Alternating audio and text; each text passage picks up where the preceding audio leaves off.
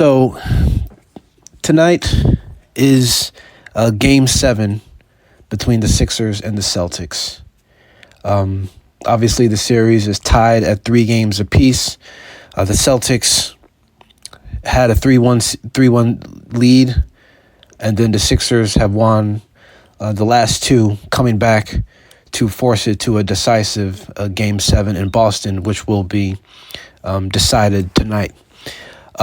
But this post is really just about appreciating the 76ers and everything that they've accomplished at this point and everything that they have overcome. I'm really proud of the Sixers, and obviously I don't know what's going to happen beyond tonight. I said before this series kicked off that both teams' season begins with facing one another. It began back on opening night in October, where the Sixers won in Boston by a point. VJ Edgecombe had his coming out party early in the season on that day. So our 2 seasons, both teams' seasons, began with facing one another, and tonight both teams' seasons will end facing one another.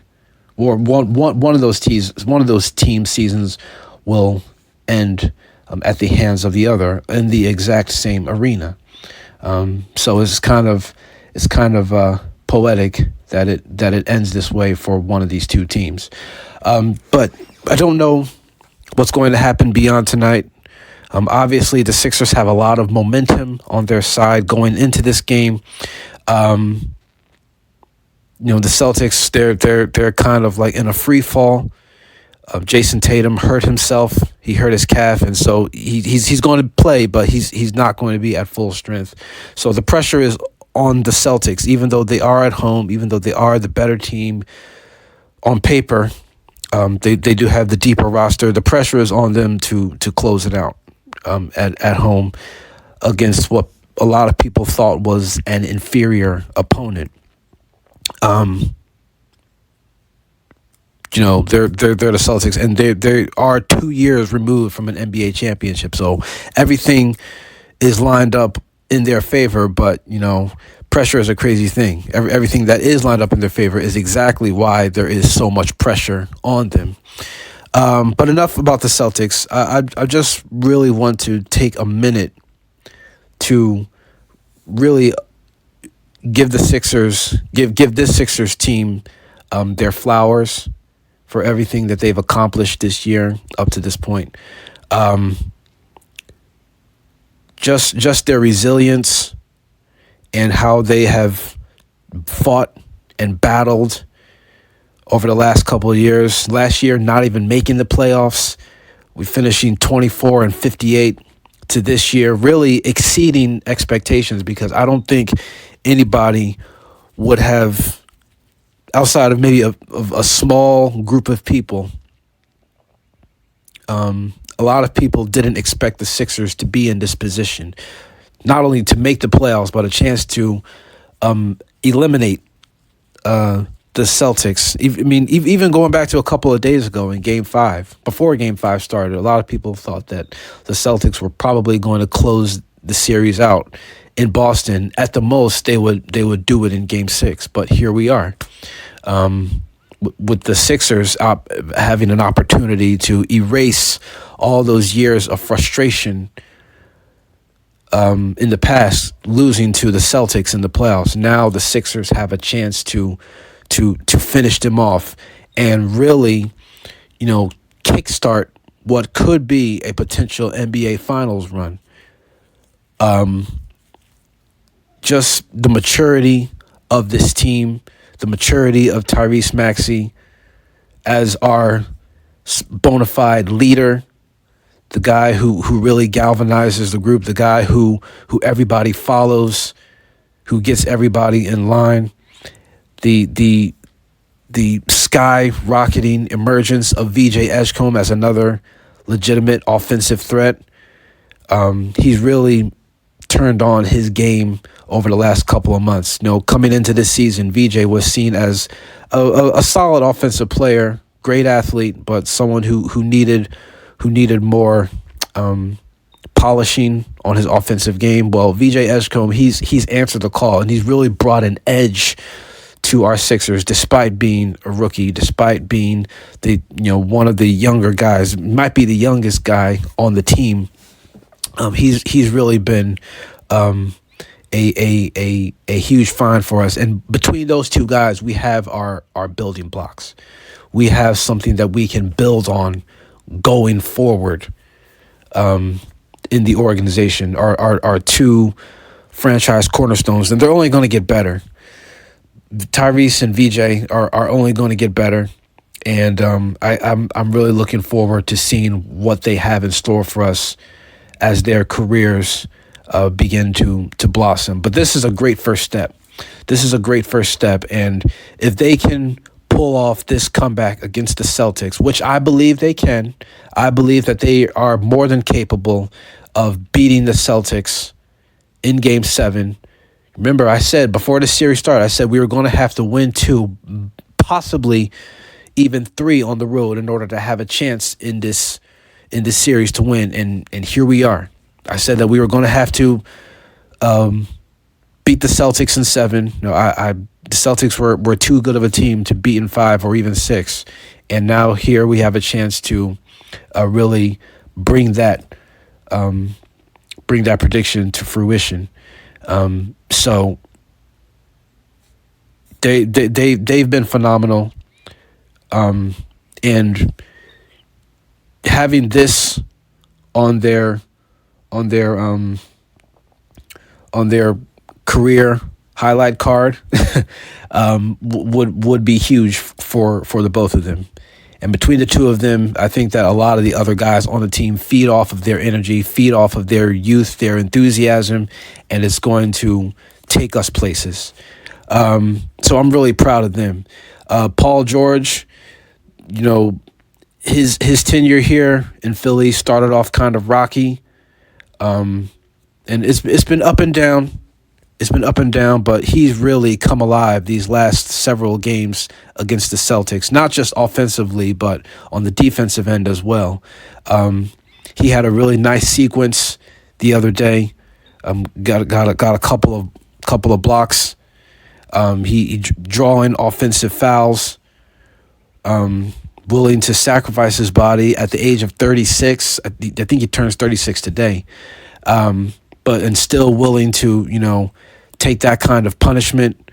His tenure here is really starting to even out. I wouldn't call it a rousing success, but compared to how it started and compared to the mixed emotions, the greater of them being negative about Paul George coming here, a injury-prone,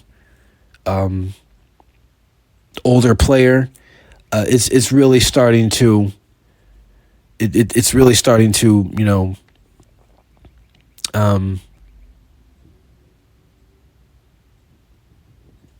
go in the right direction. I was trying to think of the right way to phrase it, but it's really starting to balance out.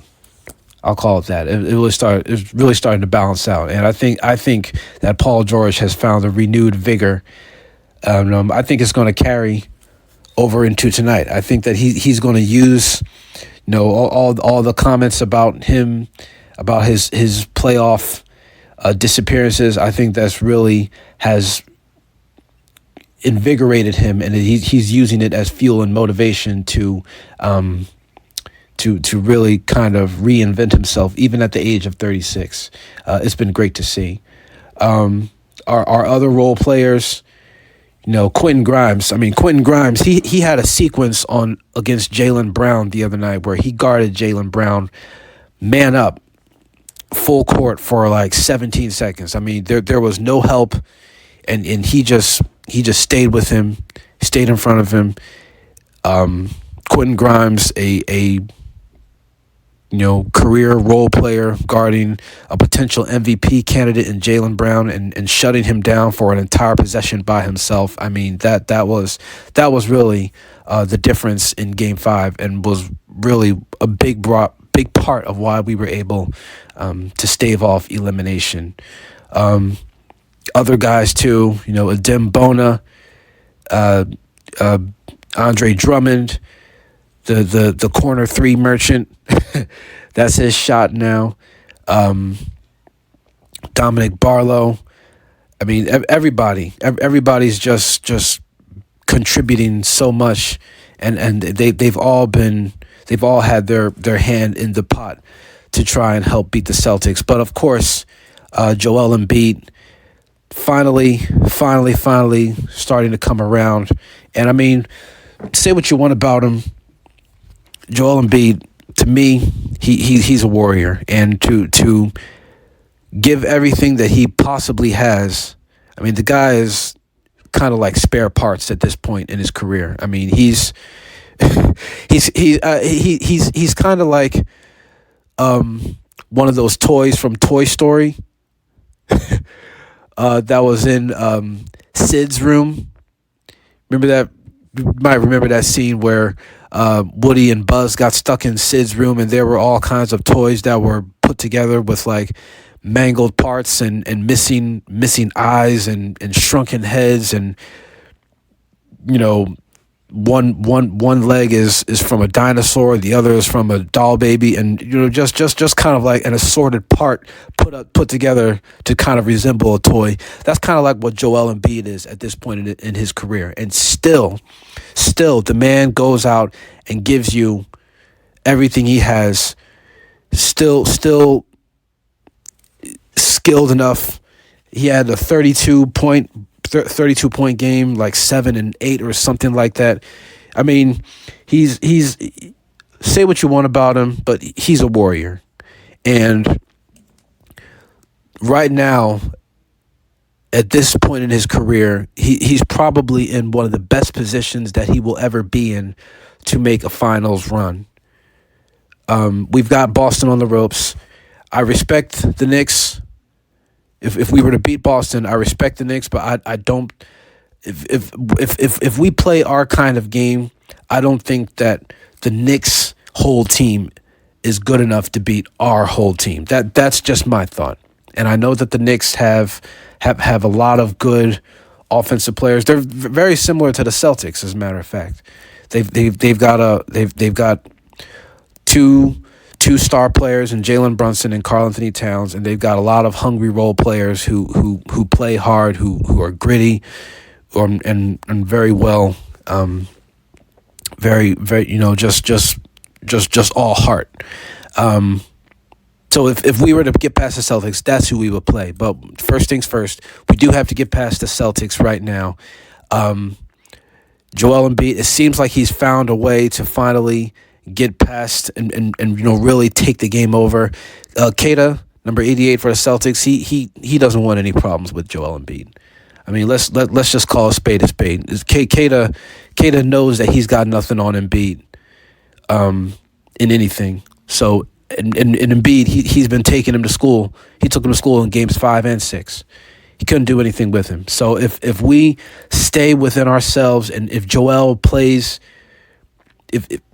within himself, stop settling for jump shots, stop trying to be an agile wing player, and just use your body, use your strength, use your your technical skills around the rim, on the block. That'll be huge for us. That'll be a huge deal for the Sixers. So he's been great, and I'm just really appreciative of him coming off of that surgery, appendicitis, however it is you pronounce it, to still proving why he's still, when healthy, is one of the top 10 players in the NBA. It's a beautiful thing to see. It really is. So that's really all this is. Just giving this year's 76ers team their flowers. Obviously, I want the season to continue beyond tonight. All of the Philadelphia 76er fans want the season to continue to beyond tonight, and I think that it will. But however it turns out, this Sixer team has nothing to be proud of. We've already extended beyond what we've ever done in the Nick Nurse era. Nick Nurse, you remember 2 years ago, we lost to the Knicks in 6 games. We didn't make it to a game 7. Here we've made it to a game 7, so we've already improved beyond what we've done since he became head coach. So this Sixer team, yeah, they have nothing to hang their heads about. They have been phenomenal, especially as the run to the playoffs began to really ramp up. They've been fun to watch. They've been fun to watch, and I'm proud of them, and I just want to really show love and give them their flowers for everything that they've accomplished this year.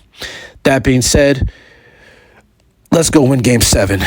Let's go finish this Celtics team off, and let's get ready to make a really serious run to the finals.